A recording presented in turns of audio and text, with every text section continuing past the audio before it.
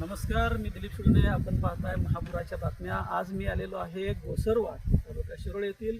हे आपण पाहताय की दूधगंगा आणि नदीवरती असलेला गोसरवाड आणि सदलगा या बंधाऱ्यावरचा हा मार्ग आहे. इथून पुढे 1.5 किलोमीटर अंतरावरती तो आपला बंधारा राहिलेला आहे आणि नदीच्या पात्रातून पाणी आता अंदाजे 1.5 किलोमीटरपर्यंत आलेलं आहे. आणि इकडं समोर जर पाहत असाल तर तुम्ही इकडं समोर आपल्याला दिसतंय की इथं मशानभूमी आहे. या बाजूला माझ्या उजव्या बाजूला इथे मशानभूमी आहे आणि या मशानभूमीपर्यंत आता हे पाणी आपल्याला आलेलं ह्या नाल्यामधून आपल्याला दिसतंय. आणि इथं ऊस शेतीमध्ये हे पाणी शिरलेलं आहे आणि याचबरोबर पाठीमागं सोयाबीन शेती आहे, भुईमुगाच्या शेंगाच्या ह्याच्यामध्ये वगैरे हे पाणी सगळं शिरलेलं आहे. आणि अशा रीतीनं आता शेतकऱ्यांना नुकसानीला सामोरं जावं लागणार आहे.